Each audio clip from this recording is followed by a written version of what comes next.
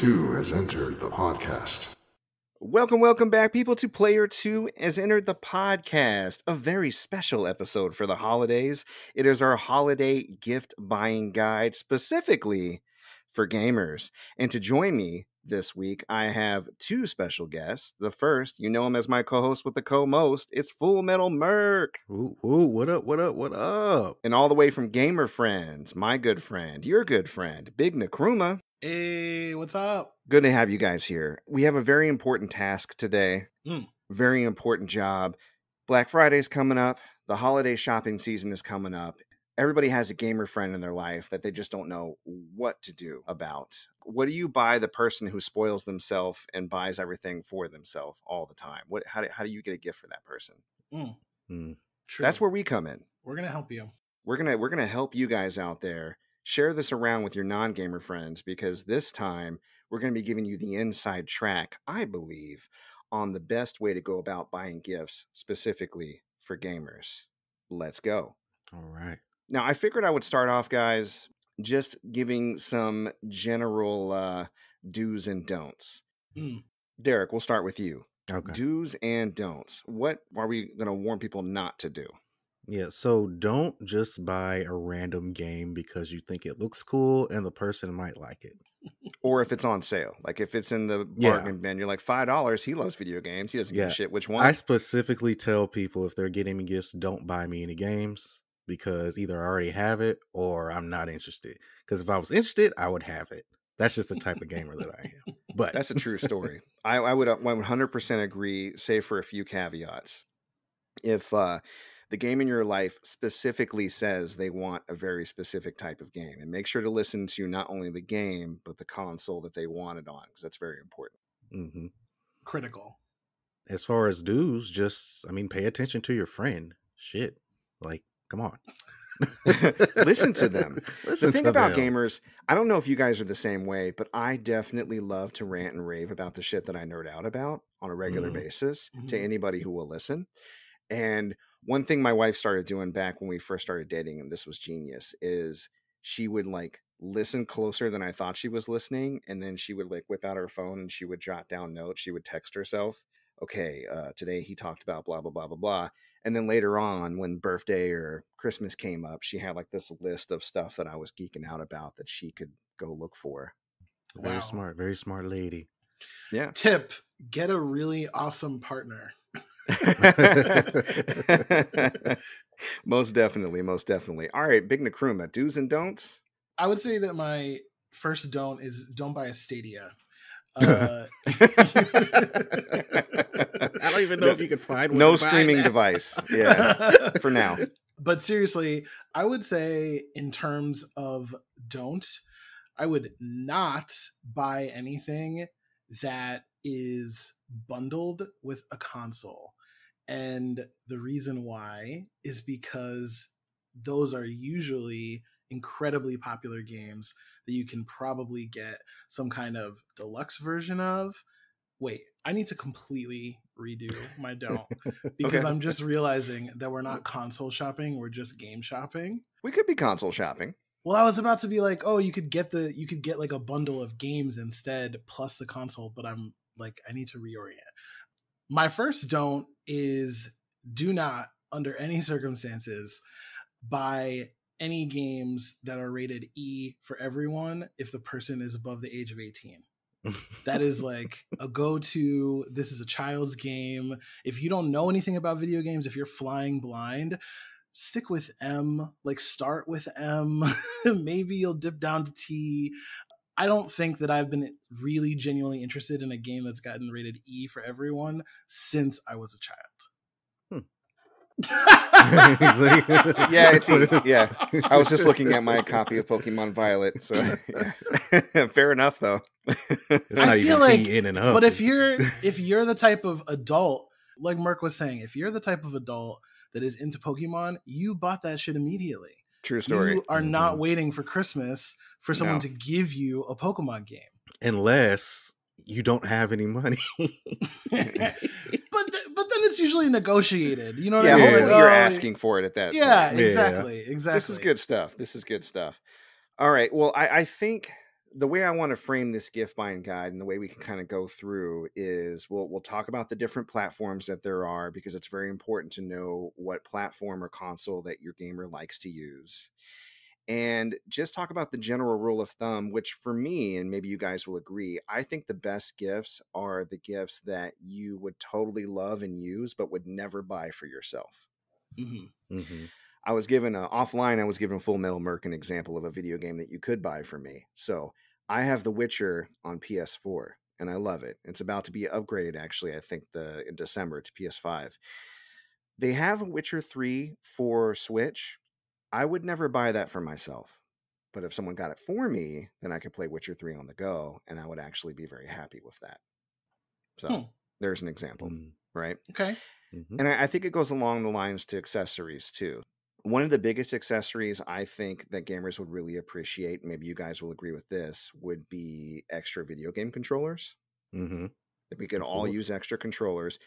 One above that, something I would never buy for myself, but again, would totally be happy to receive if you have the extra cash, is like a Scuff or an AIM or like an Elite series controller, like one of those custom big boy controllers. Mm-hmm. Mm-hmm. Definitely would like one of those. Probably would never buy one for myself. Do you have a Switch Pro? Oh, you mean like the Pro Switch, controller? Yeah, the Pro controller. controller. I do have that. That one wasn't too expensive. I think that was like $20 above what you'd usually pay for a controller. But I'm talking like the ones that are like 180 and up, you know, with the macros and stuff on the back. I would extend that into peripherals. My life changed when I got a really good gaming headset. That is something that I would buy for myself. But for a lot of people, if they have the headset, they're not worried about it because their needs are being met. Mm-hmm. They don't realize that their needs are not being met by not having an incredible headset, because you can start hearing, like, all those times you get killed in an FPS and you're like, how did they hear me? It's because they have $200 on their ears and you don't. And you've got that is the reason why. You've got like, I use these bad boys. I think this came with a phone or something. So yeah, a long time ago. That is a perfect point. Well, with that in mind, let's take a kind of gander at the different consoles and we can talk about what comes to mind. So for you people out there who have gamers in your life that game on Xbox, let's talk about that first. So you got your Xbox Series X and S, and you have your Xbox One. I would say one of the number one things that would be great to buy for an Xbox player is just Game Pass or more Game Pass. I don't know if you guys agree with that. Oh yeah, for sure. Absolutely. You can't go wrong with Game Pass. And for those who don't know what Game Pass is, Jordan, what is Game Pass? Imagine if Netflix for games actually existed. That's what Game Pass is. There are some nuances. It is Xbox, obviously, and so only Xbox games are on there. If you buy someone Game Pass and expect them to be able to play God of War Ragnarok, that is not going to happen. So you do need to be mindful of at least the console that you're buying for is the Xbox, but all of their first party titles are on there. A ton of indie games are on there. I don't think that there are very many games that I've been interested in trying recently that haven't come out on Game Pass at some point. And so I just think that it's the best value in gaming, period. I'd have to agree with that. And I'd add on that a lot of brand new games come to Game Pass on the regular, both indie games as well as Xbox first party titles. And they have a pretty cozy deal with EA and Ubisoft as well. That's right. Yeah. So yeah, the cool thing about Game Pass, you could buy a year of it. I think you could buy it in like 3-month packs, maybe, if you don't want to spend as much money. And the gamer gets that code, they just pop it in. And at the end of whatever Game Pass run that they're on, it just adds on. They get a little reminder like it's getting extended. And then that gamer in your life can think about you every single time they get to go online, play some Game Pass. And nowadays, you get gold bundled in if you get Game Pass Ultimate. For those who don't know, Xbox Live Gold allows you to play online. So if you have a gamer that likes to play online a lot with friends, then they can do it with the Ultimate or Gold separately. That is correct. As the resident X-boy, I will say a lot of those games do not require gold anymore. And so There's a bunch of games that do require it, but usually those are not free to play. A lot of the free to play games like Apex, like Fortnite, you actually can play without gold now. That's just a good point. A heads up. But the point about Ultimate is well taken. And if you're going to get a gift for someone, you might as well go Ultimate. And I don't see why you wouldn't. Yeah, that makes sense. So along the lines of what we were talking about earlier, controllers, I think the best controller for an Xbox Series, and correct me if I'm wrong, but from what I understand, would be the Elite Series 2. Oh, yeah. Yeah. Nowhere close to the DualSense. However, it is hands down the best controller that I've ever had.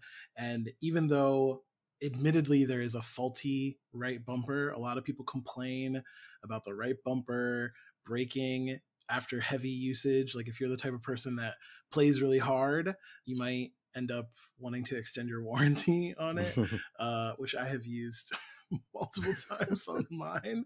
But it is just, it's so good. It's thick. It has a lot of weight to it. Yeah, it's really nice. Like them thick boys. Yeah. Thick boys. And then also, because we have solid state drive gaming now, if you are able to get a solid state drive for Xbox, I would say do that. Seagate, I think, makes the best ones right now, if I'm not mistaken. And that will just extend the amount of games they can have on their Xbox Series at any one time, and they'll load the fastest. It's different from an external hard drive that you would normally get. The solid state specifically is the one that you would want to get. The Seagate ones are co-branded, right? Like they're Xbox branded? They might be. I know that when it comes to certain storage options, they'll have like the regular, and then they'll have the ones that are identified with consoles, but I don't know if that's necessarily needed in every single case. It's easy to research just by typing in Xbox solid state drive and seeing what pops up. You can probably get a list of what are the most popular ones. But yeah, to your point, I have seen some that are Xbox branded, and you probably couldn't go wrong with that if you're not really sure about all the options out there. Anything else you guys can think of for the average Xbox player that they would really appreciate? We covered controllers, headphones, Game Pass, solid state drives. The last thing I'll say, if you're the type of person, or if your gamer is the type of person that is using their Xbox console as an all-in-one entertainment device, like they're watching their movies on it, they're watching Hulu and Netflix and their streaming devices and things like that via Xbox, I would go ahead and buy them the controller. The controller is a nice thing to have. Your TV controller is not going to be able to control the Xbox. It's sometimes annoying to have to rely on your Xbox controller to control everything because it'll turn off pretty quick when you're not using it. And, you know, what if it's on the other side of the couch? Like you want a remote. So the official remote control. Yeah, the remote control. I would advise. Okay, that's actually a really good point. All right, without further ado, let's move on to PlayStation. So let's say the gamer in your life has a PlayStation 4, PlayStation 4 Pro, or if they're lucky enough, like the three of us, they got a PlayStation 5 because they are big dick gamer boys. What do you guys think would be the best gift for somebody who owns a PlayStation of any variety? You can specify if you'd like. I would say an external hard drive. Okay. Especially since the PS5 is backwards compatible, you can store all of your PS4 games on an external hard drive and play it from there. You can't store you can store PS5 games on an external hard drive, but you have to move them back to your system storage in order to actually play them. So what's the point? Yeah, so this way you have your PS4 games on a separate drive. You can play them off of there, and you still have your, 812 gigabytes of storage for games, for PS5 games exclusively. Right, so you could play Modern Warfare 2 and then one other game. Yeah, exactly. You remember back in the day when all of your games would fit on a thumb drive? Oh my God. You just go to your friend's house and all you need is the thumb drive that has like 20 gigabytes, which was $300 or something. Yeah, or like your PS2 memory card was 8 megabytes. Yeah. It's like, oh, wow, this is so much. 4 terabytes Jesus for that Christ. same price. Oh my gosh. Don't get the 16 megabyte memory card. Oh shit. God. Yeah, the 8 megabyte memory card for PlayStation 2. My goodness. I think that's a good point. That's a really good point. That whether you have a PlayStation 4 or a 5, having the external hard drive, which is going to be cheaper now, would be a really good option for the PlayStation 4 games. And then if you do want to get a solid state drive, did a little research. I hear Corsair MP600 Pro LPX, currently the best solid state drive for the PlayStation 5 that I know of. Now, as far as like a deluxe controller, if you're willing to hold out a little bit or delay a present, the DualSense Edge, which is their answer to the Elite series, that is coming out. I think it's going to price around $200. That's going to come out in January. So that probably, to your point earlier, Big Nkrumah, that probably will be the best controller there ever was at the time it comes out. Yeah. It's interesting you say the answer to, because like their answer to Game Pass was a little weak sauce too. There's so much more shots. Shots there's fired. Just much more customization that you can do with the Elite series. That's fair. It is not comparable to the DualSense in terms of what it can do as a controller. When I had a PS4, I had a controller actually that was custom, that looked like an Xbox controller. As I have ranted about quite a bit, I prefer the thumbsticks that are not horizontal. What do they call it? They're like offset. Yeah, they're not offset. Parallel on Xbox. They're offset. So I wanted my PlayStation controller to be the same thing. So I got a pretty expensive custom controller made. I don't think that they're going to license out the DualSense technology to anyone else. Like, I can't imagine that Scuf is going to be able to recreate DualSense. That's a good point. For PS5. Yeah. So for me, I'm probably just going to stick right with the regular controller until such a time as someone figures out what DualSense is and replicates it. What is this? To be honest, you can, I mean, with the holidays coming up, they're going to have things discounted. I recently got a second DualSense for $40 instead of the usual like $70, which was really nice. Ooh. So, I mean, the deals are out there if you're willing to keep an eye out for them. One thing that I would really like for my PlayStation is the 3D headphones that they sold with it originally. Good. Yeah, you have those, Full Metal Murk. How do those change the game for you? It's just like the 3D sound is ridiculous. The sound moves around you. Like if you're, let's say you're playing God of War and there's an enemy behind you, you're going to hear the enemy creeping up behind you. That's wild. Like it's ridiculous. And then if you turn around, it's going to be like, going across your face. Like it's crazy. Behind you, Kratos. Right. You're covered in Bifrost. Oh my god. Brother. Shut up. No spoilers. I haven't got a chance to play Ragnarok yet. I will soon. I'm looking forward to it. Yeah. The headphones. That's what I want. And the point you alluded to earlier, the weak sauce answer to Game Pass, PlayStation Plus Extra and Premium. If they have a PlayStation and they don't have PlayStation Plus, they should. Even at the basic tier, you get access to a host of classic PlayStation 4 games that everybody should own and play. And then you get access to play online, and then you get a handful of free games every single month as long as you remain a member. But with Extra and Premium, they tack on additional games. And you still have Premium, right? Full Metal Murk?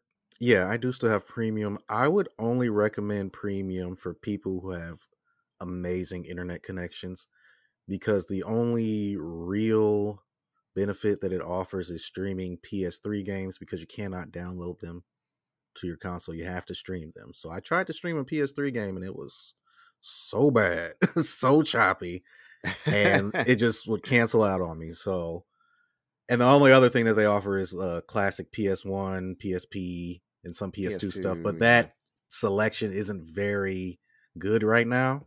Mm-hmm. So I would stick with Extra. And tragic. Shut up. Say... I would say that Extra. Honestly, I had Game Pass for a bit, and comparing it to PlayStation Extra, like, for the simple fact that you have all these first-party PlayStation games available to you. Let's say you never had a PS4 and you That's just the now point getting I a was going to PS4 or make. PS5. Now you have this huge catalog of first party games that you've been hearing about are so amazing, and you get to play them for what, $100 a year? It's pretty decent. Yeah. So yeah, that's the caveat. If you are getting your loved one a PlayStation 5, if you lucky enough to get your hands on one and they haven't been playing PlayStation up to this point, or you decide to go ahead and give them PlayStation 4 and they're just getting into PlayStation gaming, which is a perfectly good gift and it's probably cheaper nowadays. Getting them the PlayStation Plus along with it would keep them busy indefinitely because they'd have so much to catch up on. But if you're like me or Derek and you've been rocking with PlayStation since day one, probably not going to be as big of a sell. So good point. All right, let's move on to Nintendo. We're talking about some children now. These games are all rated E. They're all rated E. Only children play rated E. So we need to figure out like what they want, what do these kids want? What big man children like me want. The first thing I thought of with Nintendo again was storage, a good micro SD card. For someone like me that has a decent amount of games, I think that a good starting point that's not going to hit your wallet too hard would be 512 gigs, which you can get around $40, sometimes cheaper if they're on sale. But a 256 is also very respectable, and that's going to run you $25. They're very small, super micro SD, but you do want to make sure that you go with the right brand because they have different read speeds and they have different reliability as far as the memory for downloaded games as well as the save data. You can get some really cheap micro SDs that could crap out on you, so be careful.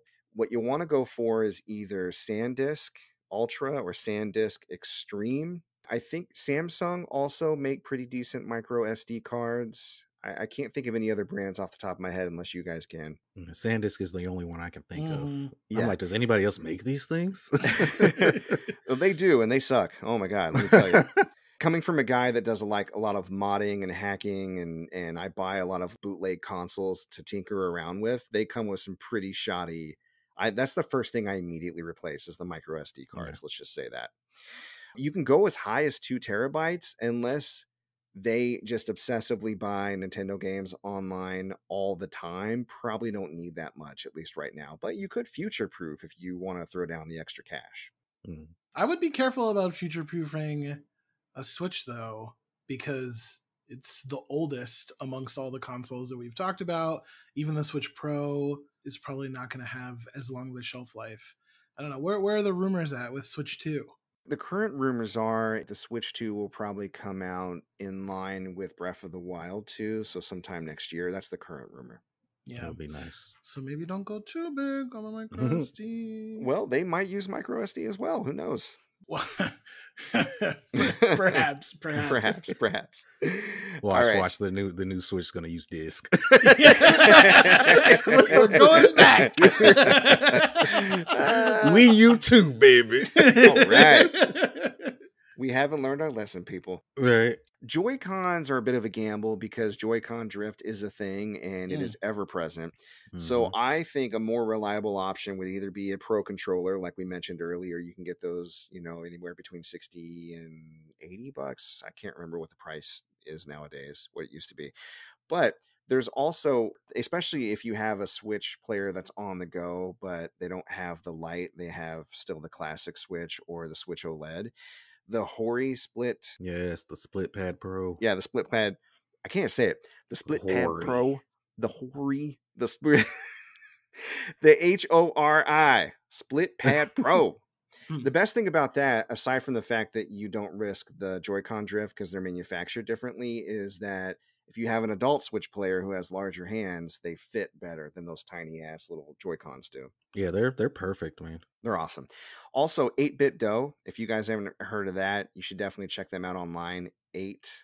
8BITDO. They make custom controllers for the Switch in different classic colors for you. So your older Switch gamer may appreciate one of those. Plus, not only do they work for Switch, but they work with phones and various other devices, PCs as well. So it's good all-around controller if you're trying to get something like that.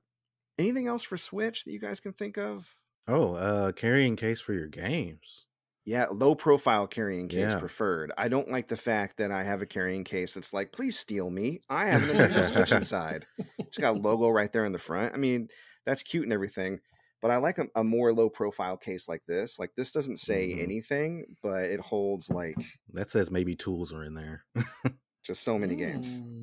With something like that, low profile is definitely the way to go. And if it has a little extra storage, all the better. I would also add screen protector.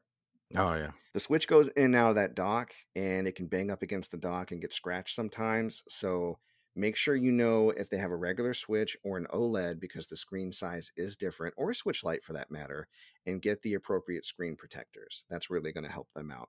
I have a bougie suggestion. Mm.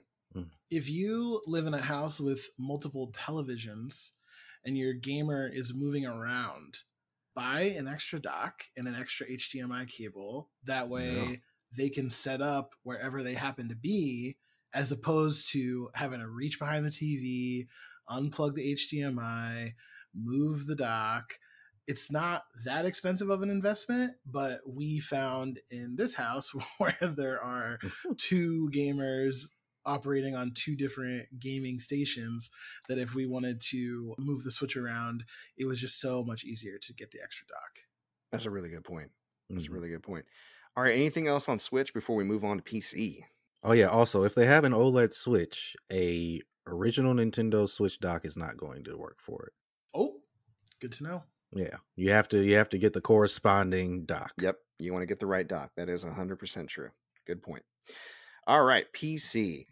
I don't PC game a whole lot, but I definitely sit at my computer a lot, and I can think of things that all of us universally could appreciate for our computers. A good chair. A good chair. And don't get one of those gaming chairs. Gaming chairs suck. Yeah, they're trash. Go to IKEA and get an actual desk chair. Get something nice, something comfortable. You're not going to pay for the fact that it's a quote unquote gaming chair, which they already jack up the price.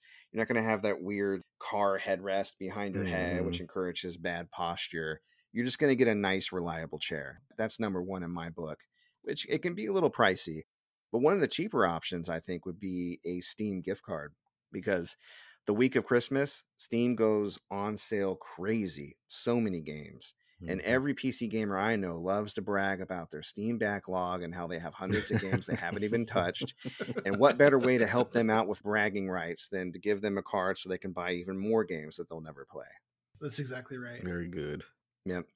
Gaming mouse and keyboard, again, they can get a little kitschy, but there are actually some good ones with macros and ergonomics, light up keyboards so they can game in the dark. These are things that actually are pretty convenient for gamers. But along that line, you can actually just get a good desk lamp, or even like a good light that kind of goes above the monitor to kind of light the desk area really well. Lighting, I think, is really important when it comes to PC gaming, in my personal opinion. You can get something like a wrist rest for the keyboard. You know what I mean? Some ergonomics. Help people out. Carpal tunnel is real, y'all. I've had it before. It's terrible. I recently got a stand for my monitor, so I'm not having to look down. I'm looking straight ahead. And I actually got one with a built-in wireless phone charger for my particular model of phone. So there are things out there that are really interesting that do a lot for the ergonomics of your gamer, but also will help them charge things, save space. It basically has added a shelf onto my desk. The other thing that I would highly recommend is a place to put their headset. If they are a PC gamer, you just don't want to throw it on the desk, and then who knows what's going to happen to it. The cat's going to jump up there and knock it off, or the dog is going to eat it probably. I don't know. You should get a nice little display stand for their headset. I find that when I'm cleaning up after myself, it helps my mental health. So for there to be a place for things to go that isn't just on the desk, it makes everything look neater and nicer. And maybe your gamer is a little neurotic like me. I 100% agree. In fact, you can do something as simple as get like a banana hook if you just want to go super cheap. That works well as a headphone holder. Or you could go on Etsy. People are making custom gaming headphone holders all the time. They're really beautiful. They're unique. They reference, like your gamer's favorite game. So if you know some of the stuff that they're into, go on Etsy and just type that plus gaming accessory or gaming whatever, like I said, headphone stand, and you'd be surprised at what you'll see. I had to do that. Yep. Get a chair cushion, get a lumbar support to add to the chair. RGB lighting, little cheap little lamps or lights or things that you can put around just to make it look more like a cool gaming space. Very much appreciated. Wouldn't buy it for myself. Would love if someone got it for me. Custom gaming mouse mats. Those are a thing and they look cool. Ooh, you know what? One more thing that I thought of that I really wanted to talk about, and I want to get your guys' opinion. Blue blocking gaming glasses. People talk about that, especially if you look at your computer for long hours. I get a little bit of eye strain, and people who PC game, I imagine, especially if they play for a long amount of time, would appreciate that. Do you guys know anybody that uses those? I've never heard of them. I don't, and I have also heard that there's like a little bit of controversy about the science behind it, that it might not really be all that big of a deal or all that problematic, and that the glasses don't do all that much. I'm not saying that they don't. I'm just saying I've seen some arguments about the research is pending. Yeah, research pending. Plus, if you need glasses to block the, you should probably just stop. Turn your brightness down. Take a break. Oh God, how can I keep gaming? I need the glasses. StarCraft. All right. The only other thing I can think of, and this is kind of pricey too, but if someone got it for me, I'd probably use it, like an Oculus or a VR set. I think VR gaming is kind of neat, and I have a set for my PlayStation 4, but it's a hassle to pull all the stuff out. And there's a lot of VR sets nowadays that, you know, it's very clean and easy to use and connect with a PC. So something to think about. Yeah, you could also put an organ down as down payment for PSVR 2. True. If you're interested in doing that. Yeah. Yeah. Why do you think I had a second kid? It's just carrying all the organs I need. So we're good to go. Yeah. I'm making him nice and fat too. Right. Let's grow my little monster.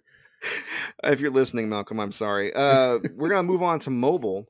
So mobile gaming. I'm not a big mobile gamer, but I know a lot of people are out there. What'd you say? I said, just kidding. We here at Player 2 do not judge. Not at all. Mobile. Okay. So what I was thinking is people who mobile game or play like Genshin Impact and shit, like we get really serious. They probably already have a wireless controller, but if they have a little dinky one they bought for $20, there's some really nice ones that connect to your phone. And phones get really hot, especially if you run more demanding Android games on them. And they have cooling fans that you can attach to the back of your phone to cool it down. So for the 2% of you out there who have friends who game that hard on their mobile device, there's a way to keep them going longer. Just saying. From what I could tell, Razer products were really cool. So Razer Kishi, that's a good controller.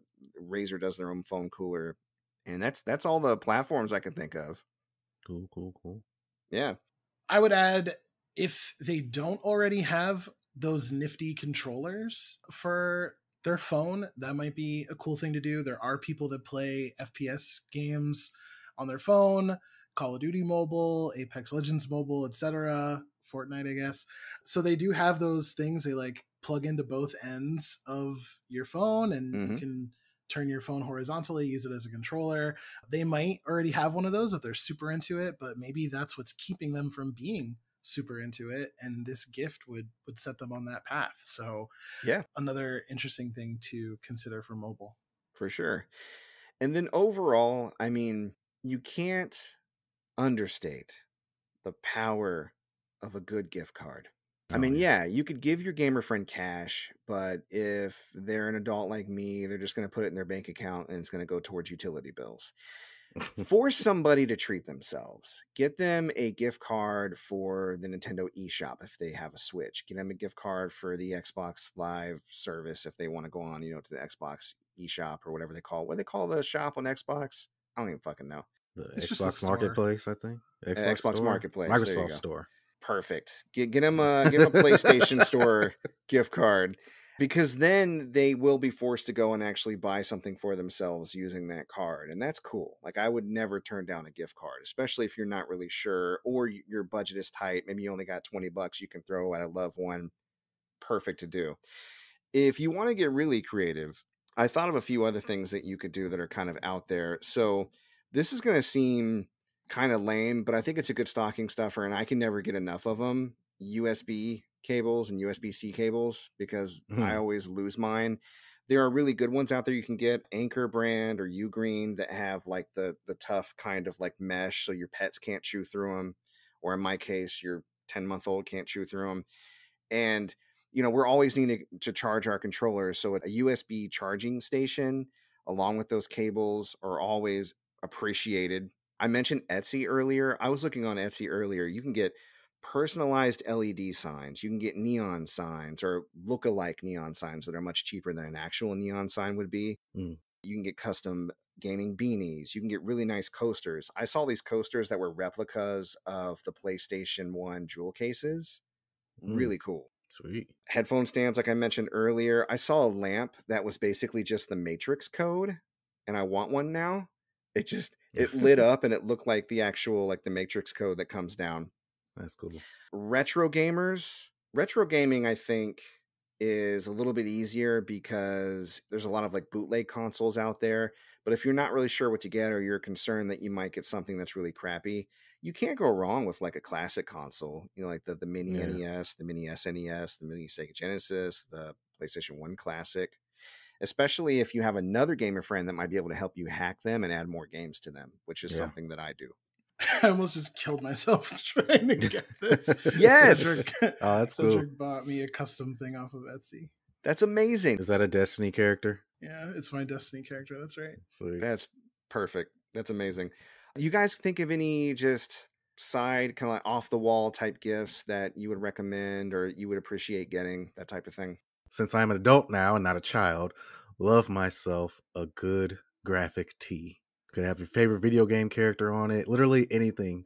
I have a bunch of shirts that have PlayStation on them, or just the buttons for PlayStation. I have one Xbox shirt because, but got like Mario shirts, and pretty much all I wear is graphic tees. Like I'm a teenager at heart as far as the way that I dress, but t-shirts, if they're into like action figure, or even if they're not into action figures, get them an action figure of a game that you've seen them playing. Be like, oh, I really love that.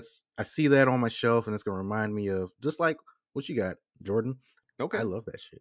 Along the same lines, Lego has been killing it recently with some really cool nerd stuff, some really cool gaming stuff.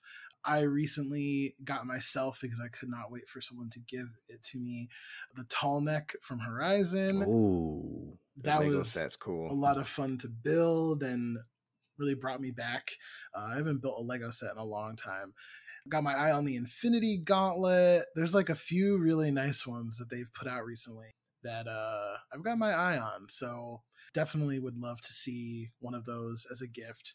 But yeah, I think to echo your point, Mike, there are so many people making really niche and cool gaming things. Like Apex, I've mentioned a million times. I tried to get one for Cedric, but there was a short-term sale on Etsy of someone who turned a jump pad that's very common in the game and belongs to one of his favorite characters into a charging dock for phones. And it looked just like how it looks in the game. And there's just so much creativity on Etsy in particular. So if you're not going to buy hardware, you're not going to buy software, you just want some cute stuff, just try to figure out what they're interested in, ask a few questions. I'm sure they'll tell you more than you want to know.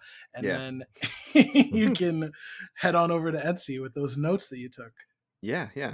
Well, to wrap it up, as far as like the extra stuff, I actually wrote down Lego gaming stuff too, because you're right. Like between the Mario and the Horizon, I've seen a few other franchises they picked up. They do a lot with like different gaming franchises, and they're really neat sets. Gaming cookbooks. If you have a gamer in your life that also likes to cook, or maybe they're cooking curious, not quite actually a cook, this might push them over the edge to experiment and try a few things. I mean, I saw a Street Fighter cooking book. There's a Kirby cooking book. There's a, Legend of Zelda cooking book. Like any cookbook you can think of as far as like a big gaming franchise, it probably exists. Gaming art books.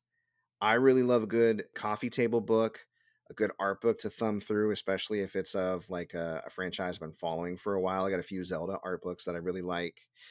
I'm really in, obviously, to decorating like my gaming space. So, if you got nice gaming art, like something sophisticated or a poster that you could frame for them, I think that would be really nice. That they can put it up on the wall and it looks a little bit better than just like grabbing a poster from Walmart and tacking it in the wall. It's like it's like a step above, a little upgrade. Tiny arcade game cabinets. I see those all the time, and I would never buy one for myself because it seems excessive. But if someone bought me one, I would take it.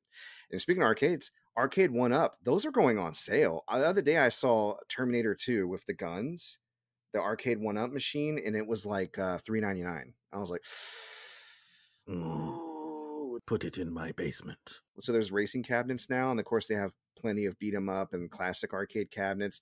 They have the old tabletop Pac-Man, and I used to play one just like that. This local pizza joint back in the 80s. It's like one of my first experiences playing games.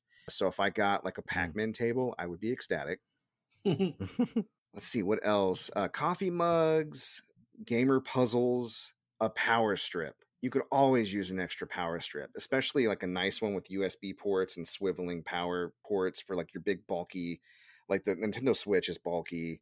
It has like a big brick on it. So stuff like that is really helpful. I think that about rounds it out. Can you guys think of any places that people who want to shop for gamers should shop at? Like places you can look for these types of gifts, aside from Etsy, obviously.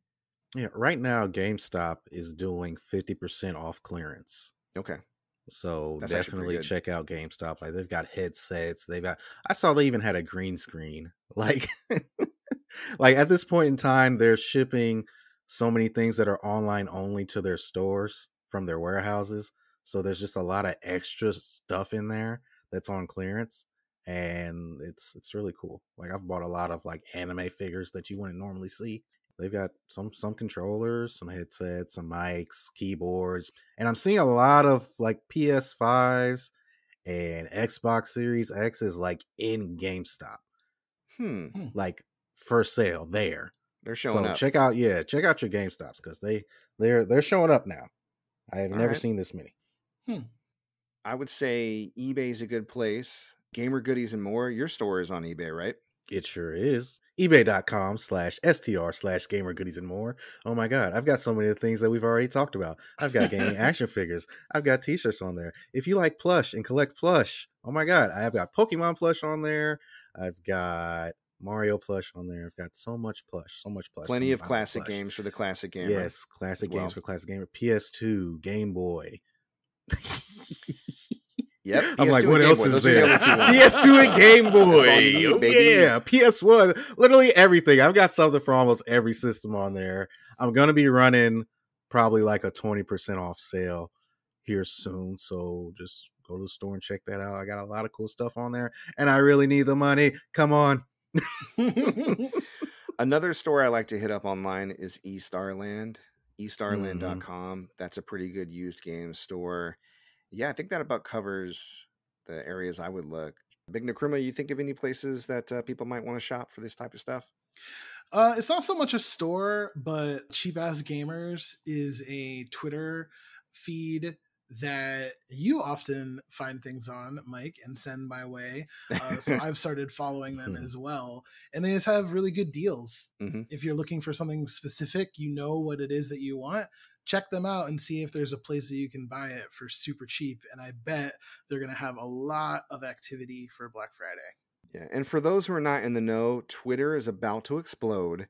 But if it doesn't explode, you can follow Cheap Ass Gamer, you can follow Nintendo Deals, you can follow Wario64. There are a lot of Twitter handles that follow and repost really good deals. And a lot of them are also moving secondary accounts over to Hive, which is another social media platform.